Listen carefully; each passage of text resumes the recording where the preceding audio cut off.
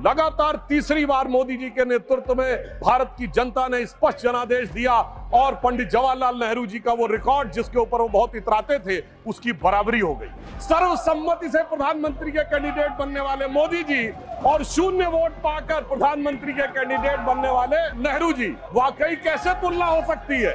आज खड़गे जी अध्यक्ष बनना था, सोनिया गांधी जी की इच्छा थी तो सारे डेलीगेट्स ने खड़गे जी को वोट कर दिया। उस समय गांधी जी की इच्छा के बावजूद किसी ने नेहरू जी को वोट नहीं किया, तो मैं कह सकता हूं आज खड़गे जी की स्थिति उस समय के नेहरू जी से बेहतर है। जो लोग ये कहते थे कि राम हुए नहीं इसका सबूत दो, वो उत्तर से दक्षिण तक राम से जुड़े स्थानों का सबूत दे रहे हैं। अरे आपको लगता है कि भगवान हमको हरवाने के लिए आए थे? नहीं, आपको अपना अस्तित्व मनवाने के लिए आए थे कि मिले मुलायम काशी राम, हवा में उड़ गए जय श्री राम। मगर हम तब भी नहीं डिगे थे और जो हवा में उड़ाने की बात कर रहे थे, 3 साल में हमने केंद्र में सरकार बना के दिखा दी थी और उत्तर प्रदेश में भी सरकार बनी थी। 2 नेता जेल में चले गए तो इनको लगता है संविधान खतरे में आ गया। वास्तविकता यह है कि संविधान के साथ खिलवाड़ सदैव इन्होंने किया है। उत्तर प्रदेश में आज समाजवादी पार्टी और कांग्रेस एक साथ आए हैं। जिस वोट बैंक के चक्कर में साथ साथ आए हैं वो एक के लिए बड़ा चिंता का सबब बनने वाला है। 60 साल के बाद ये पहली बार एक घटना हुई है जब लगातार 3 बार किसी प्रधानमंत्री को स्पष्ट बहुमत प्राप्त किया हो। और जिस समय महामहिम राष्ट्रपति महोदया ने ये शब्द बोला था, हम सबको ध्यान है, सबसे अनेक विपक्षी सदस्यों ने अपनी अपनी सीट पर आवाजें करते हुए इसका प्रतिवाद किया था।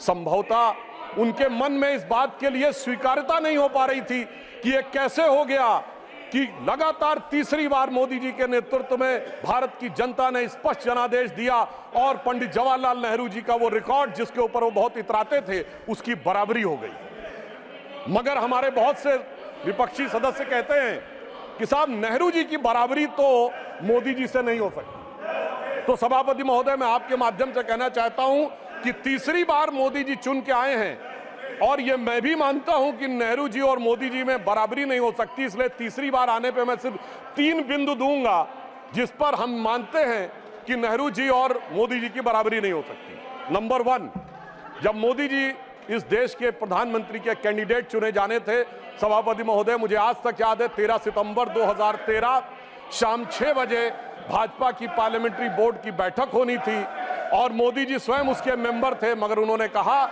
मैं उस बैठक में नहीं आऊंगा जिसमें मेरे बारे में विचार हो रहा हो। यह होता है नैतिकता के आधार के ऊपर निर्णय।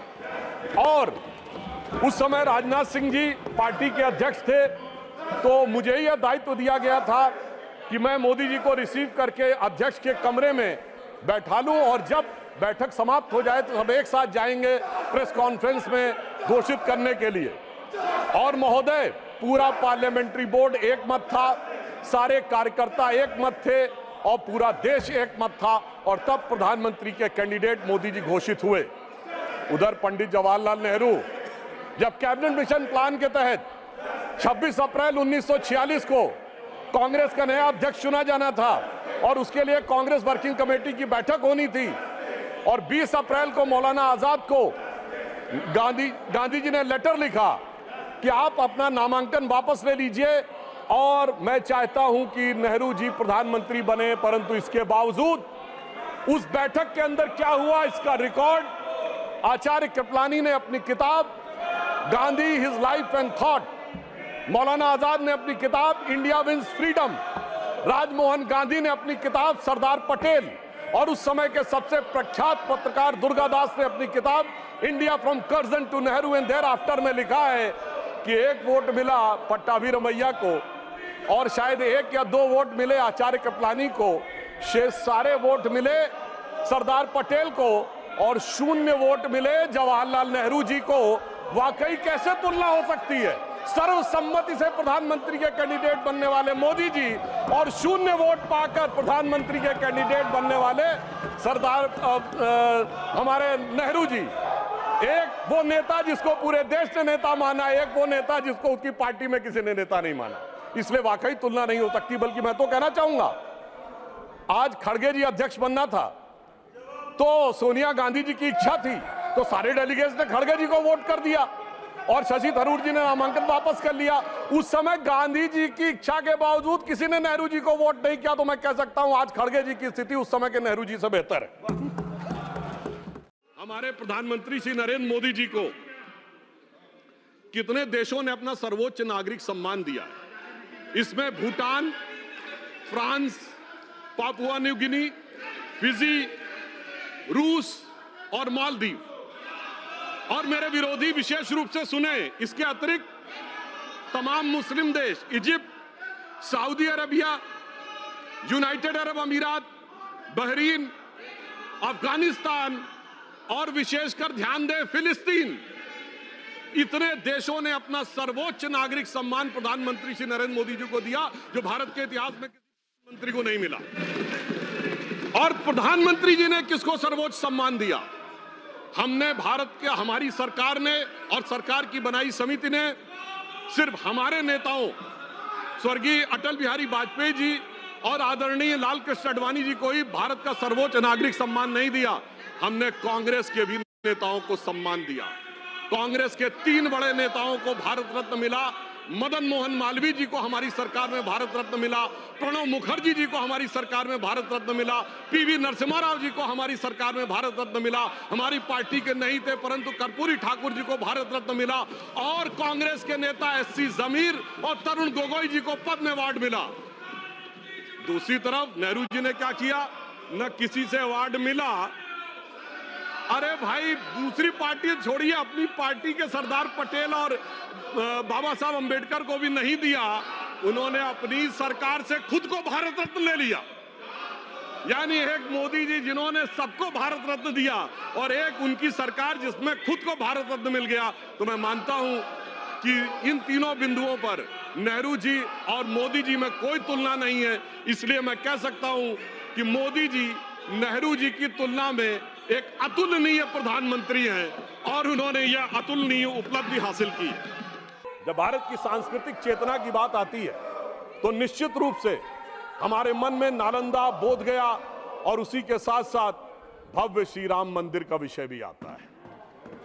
परंतु इस बार बड़ी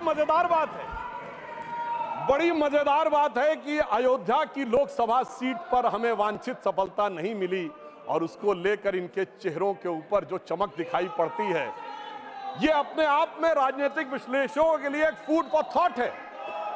क्योंकि इस प्रकार का एक वातावरण इस देश में बनाया गया कि एक वर्ग के लिए all eyes should be on Rafah, चाहे किसी को पता हो रफा है क्या, कहां, ये ना पता हो, पर दूसरे के लिए all eyes should not be on Ayodhya.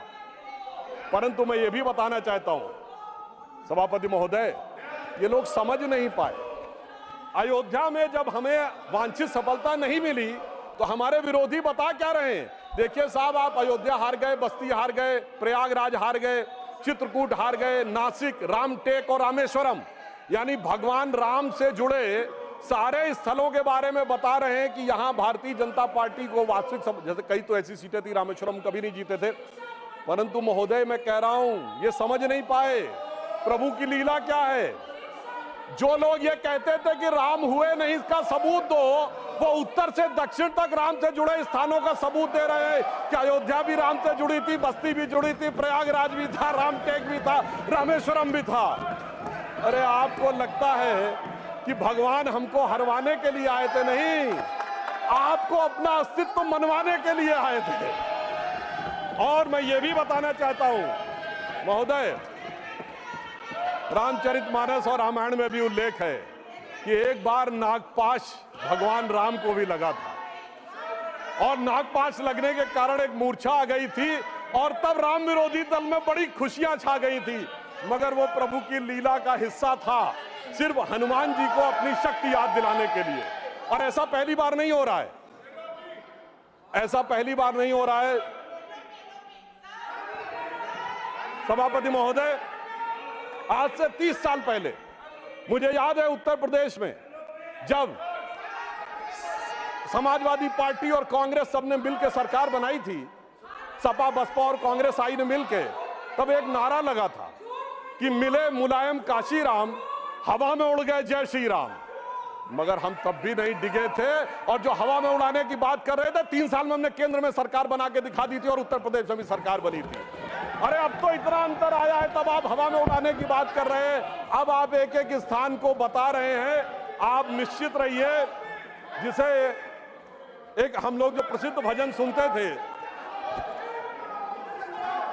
उसमें यह कहा गया है, जो हनुमान जी का प्रसिद्ध भजन है कि रावण युद्ध अजान कियो तब नाग की फांस सबे सिर डारो, परंतु चिंता मत करिए, वो शक्ति पुनः जागृत हो रही है और वो जागृत होकर हमें पुनः वहां तक पहुंचाने का प्रयास रखेगी। और एक मैं गंभीर बात करना चाहता हूं, श्री राम का विषय हमारे लिए हार जीत का विषय नहीं है। हम 2 सीटों की पार्टी थे, तब भी उतनी श्रद्धा और निष्ठा के साथ खड़े थे। हम 86 सीट पे भी वैसे ही खड़े थे, 120 पे वैसे ही खड़े थे, 182 पे वैसे ही खड़े थे, 282 पे वैसे ही खड़े थे, 303 पर वैसे ही खड़े और 240 पर भी वैसे ही खड़े हुए हैं। आपके लिए चुनावी हार जीत का विषय होगा, हमारे लिए चुनावी हार जीत का विषय नहीं है। परंतु हमें लगता है कि भारतीय समाज में यदि कुछ लोगों के मन में अभी भी इसको लेकर हो सकता हमारी तपस्या में कोई कमी रही हो, तो मैं ये कहना चाहूंगा भारत के सभी लोगों से, अटल बिहारी वाजपेयी जी की कविता की वो प्रसिद्ध पंक्ति जो उनकी कविता थी, आओ मिलकर दिया जलाएं, तो मैं इसके लिए कहना चाहूंगा कि अभी हमारा यह प्रयास बाकी है। तो एक पंक्ति उनकी मैं कोट करना चाहता हूं, जो आज की परिस्थितियों में बहुत समीचीन लगती है कि आहुति बाकी यज्ञ अधूरा, आहुति बाकी यज्ञ अधूरा, अपनों के विघ्नों ने घेरा, अंतिम जय का वज्र बनाने नवदधीच हड्डियां गलाएं, आओ मिलकर दिया जलाएं। अब सभापति महोदय, राष्ट्रपति के अभिभाषण और शपथ में हमारे विरोधियों ने बहुत बार संविधान का विषय बहुत उठाया और राष्ट्रपति महोदया ने अपने अभिभाषण के बिंदु क्रमांक 28 पर संविधान और संविधान से जुड़े विषयों के बारे में बात कही। मगर महत्वपूर्ण बात यह है सभापति महोदय कि संविधान इस देश के लिए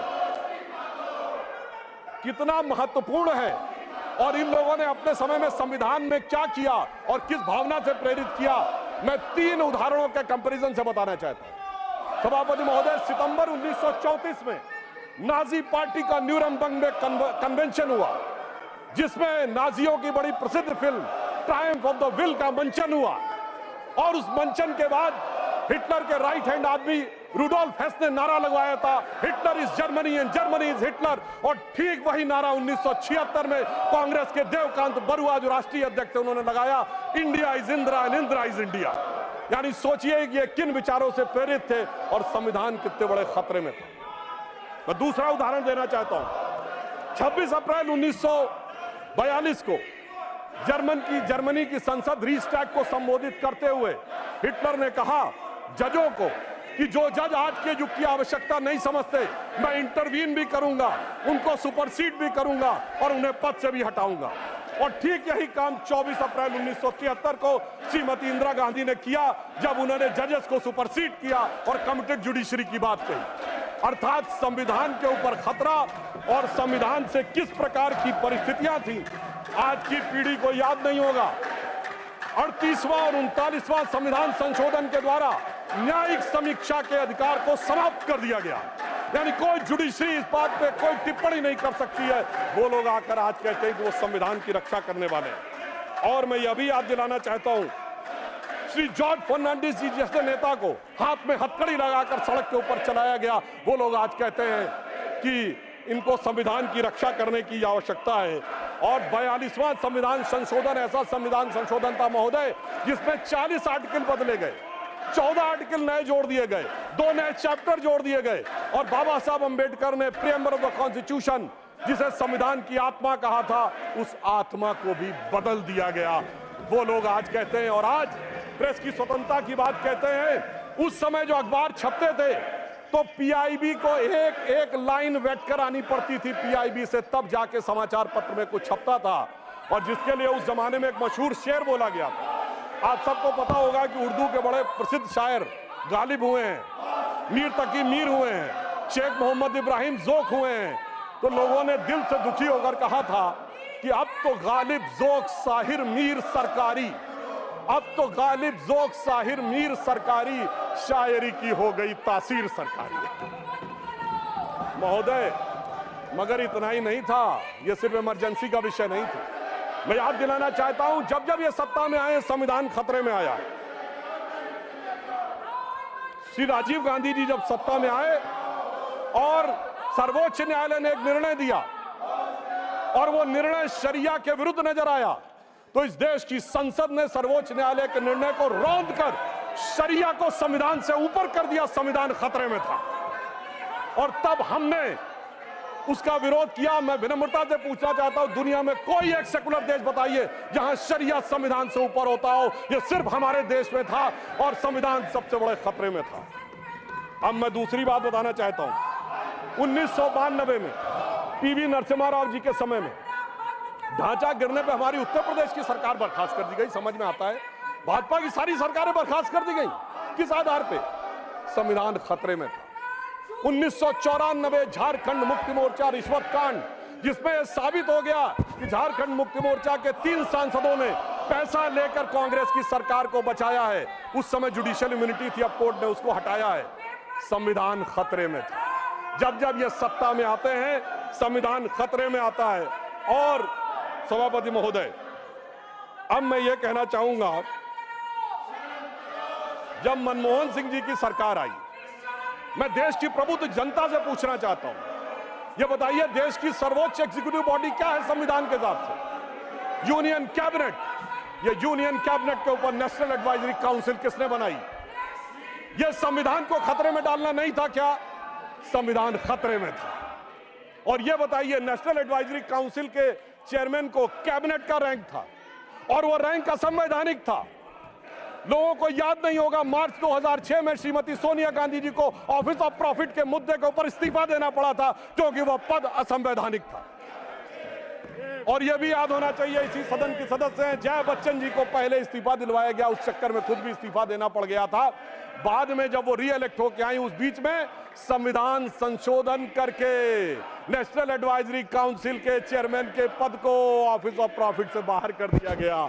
संविधान से खिलवाड़ करने वाले लोग आज हमें ये बताते हैं। 10 साल तक इस देश ने सुपर पीएम सुना। संविधान खतरे में नहीं था, संविधान खतरे में था। और जिस समय देश की highest executive body union cabinet कोई प्रस्ताव पारित करती है और उसके प्रस्ताव को कोई कहे कि मैं पब्लिकली चीर के फेंक दूंगा, यह संविधान के चिन्ह उड़ाना है, यह संविधान खतरे में था। संविधान उनके जमाने में हमेशा खतरे में रहा है और हमने हमेशा संविधान का बचाव किया है। और मैं एक घटना याद दिलाना चाहता हूं सभापति महोदय, संविधान को इतना ही खतरे में नहीं डाला है। मार्च 2006 में केरल की विधानसभा में एक स्पेशल सेशन बुलाया जाता है जिसमें सर्वसम्मत प्रस्ताव पारित होता है कि कोयंबटूर हमले के ब्लास्ट का मुख्य आरोपी अब्दुल नसीर मदनी, जो तमिलनाडु के जेल में बंद है, उसे रिहा कर दिया जाए। और 117 के 117 विधायक, सारे कांग्रेसी, सारे कम्युनिस्ट उसके पक्ष में वोट करते हैं। यानी एक आतंकवाद के आरोपी के पक्ष में विधानसभा का प्रयोग करना, यह संविधान खतरे में था। जब जब इनके हाथ में सत्ता आई है, संविधान खतरे में रहा है। और सभापति महोदय, मैं ये भी बताना चाहता हूं, ये कहानी यहीं पे नहीं रुकी। अब जब हम सत्ता में और विपक्ष में, याद करिए, इन्होंने सीए के खिलाफ प्रस्ताव पारित किया। सीए केंद्र के द्वारा पारित कानून है। क्या संसद के द्वारा पारित कानून के विरुद्ध कोई राज्य विधानसभा चुनाव कोई प्रस्ताव पारित कर सकती है? नहीं। ऐसा करना संविधान को खतरे में डालना। और इनके समय में संविधान को इन्होंने फिर खतरे में डाला। और मैं ये भी बताना चाहता हूं कि सीए नागरिकता से जुड़ा विषय था।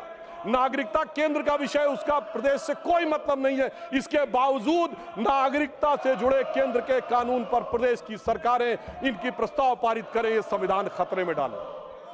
फिर भी मैं सभापति महोदय कहना चाहता हूं, 2 नेता जेल में चले गए तो इनको लगता है कि संविधान खतरे में आ गया है और इनको लगता है कि वो न्यायिक कार्रवाई के तहत नहीं गए। तो मैं अपने विरोधियों के सुलभ संज्ञान के लिए याद दिला देना चाहता हूं कि ये क्या 2014 के बाद ही हुआ है? सोनिया जी और राहुल जी को जिस नेशनल हेराल्ड केस में बॉन्ड लेना पड़ा, वो 2013 अक्टूबर में दर्ज हुआ, हमारी सरकार नहीं थी। कनिमोझी जी और ए राजा जेल गए 2011 में, हमारी सरकार नहीं थी। सुरेश कलमाडी जी जेल गए 2010 में, हमारी सरकार नहीं थी। मधु कौड़ा जी सीएम झारखंड जेल गए 2008 में, हमारी सरकार नहीं थी। शिबू सोरेन 2006 में जेल गए, हमारी सरकार नहीं थी। मुलायम सिंह जी मायावती पे 2006-7 में डिस्ट्रोवर्टेड एसेट का केस हुआ, हमारी सरकार नहीं थी। करुणानिधि 2000 में जेल गए, लालू यादव 1997 में जेल गए, जयललिता 1996 में जेल गई, झारखंड मुक्त मोर्चा रिश्वत कांड 1994 में हुआ, राजीव गांधी पे आरोप 1987 में लगे, FIR 1990 में हुई। मैं सिर्फ ये बताना चाहता हूं, 30 साल से देख रहे हैं सभापति महोदय, हम लोग छात्र जीवन से प्रौढ़ावस्था में आ गए, जेल में अंदर बाहर आने जाने का खेल देखते हुए, और अब हमसे कहते हैं कि 2014 के बाद ये है। वास्तविकता ये है कि संविधान के साथ खिलवाड़ सदैव इन्होंने किया है। इसलिए मैं इनके लिए एक लाइन कहना चाहूंगा, उसके बावजूद ये किस ढंग की भाषा और आचरण प्रयोग करते हैं, तो मैं एक लाइन कहना चाहूंगा कि लहजे में बदजुबानी और चेहरे पे नकाब लिए फिरते हैं, जिनके खुद के बही खाते बेहिसाब बिगड़े हैं, वही हमसे सारा हिसाब लिए फिरते हैं। और राष्ट्रपति महोदया ने अपने अंतिम बिंदु में यह कहा कि 2047 में भारत को विकसित राष्ट्र बनाना है, और विकसित राष्ट्र के लिए उन्होंने ये बताया कि किस प्रकार से हमारी सरकार आगे बढ़ रही है। मैं एक उदाहरण देना चाहता हूं कि डिजिटल रिवॉल्यूशन एक ऐसा रिवॉल्यूशन था, भारत जिसके बारे में कहा जाता था यहां साक्षरता और समझ का दर कम है, तो ये देश कैसे अडॉप्ट होगा। मोदी जी ने आने के बाद जो डिजिटल रिवॉल्यूशन लाया है, आज दुनिया में होने वाले डिजिटल ट्रांजैक्शन का 46% भारत में होता है। 46%, जो हमारे बाद आने वाले 4 देशों में मिलाकर भी कम है। और यहां पर मैं एक और बात भी कहना चाहता हूं कि उन्होंने अंतिम समय में अंतिम बात करते हुए एक चीज कोट की थी कि पूरी दुनिया में, उन्होंने वेदों के एक वाक्य को कोट किया राष्ट्रपति महोदया ने, जिसका जो उन्होंने बोला था, समानो मंत्रः समिति समानी, अर्थात सभी लोग समान रूप से आए और एक समान रूप से आगे बढ़े और एक साथ आगे आए। मगर सभापति महोदय, मैं आश्वस्त करना चाहता हूं, आज से कुछ साल पहले डिस्कवरी चैनल पे एक प्रोग्राम आता था, Michael Wood's story of India, जिसमें उसने कहा कि इंडिया में वो पोटेंशियल है कि अगर इंडिया अपने पोटेंशियल को सही ढंग से प्रयोग करेगा तो by the mid of this century India will be the biggest nation and richest nation on this earth. ये इंपॉर्टेंट नहीं है सभापति महोदय, उसने कहा India will be the biggest and richest nation on this earth, the place at which it remain most of the time in the history. अर्थात वो जो हमारा अतीत था वो हम प्राप्त करके रहेंगे। और मैं एक बात और कहना चाहता हूं, हमारे विरोधी लोग किस विचार की बात करते हैं, इनके मन में, सुनिए, इनके एक बहुत बड़े आइडियोलॉजिकल थिंकर थे जो चुनाव के दौरान क्या बोले कि उत्तर भारतीय यूरोपियों से हैं, तो पश्चिम वाले अरब वालों से जुड़े हैं, तो पूरब वाले चीन वाले से हैं, दक्षिण वाले अफ्रीका वालों से हैं। वैसे सुनिए, वो इस्तीफा दिए थे फिर रीइंस्टेट हो गए, यानी केवल चुनाव के लिए था, वो चेहरे का नकाब उतर गया है। तो मैं उन्हें एक बताना चाहता हूं कि महोदय, आपको पता नहीं है भारतीयों के, भारत की वास्तविकता क्या थी और आपके मन में गुलामी की मानसिकता क्या भरी हुई है। मैं एक उदाहरण देना चाहता हूं, अरब के लोग भारत के बारे में क्या सोचते थे, या अरब के कई हिस्टोरियंस, जिसमें इब्न असीर, इब्न कतीर, इब्न खल्दून ने ये वर्ड यूज किया है, अजीजुल ली इल्मीन इन बिलादुल इन हिंद, अर्थात the cool bridge of wisdom comes from the land of India. और ये हमको समझाते हम उधर से आए। और मैं प्रबुद्ध लोगों से कहना चाहता हूं, जाके चेक कर लीजिए।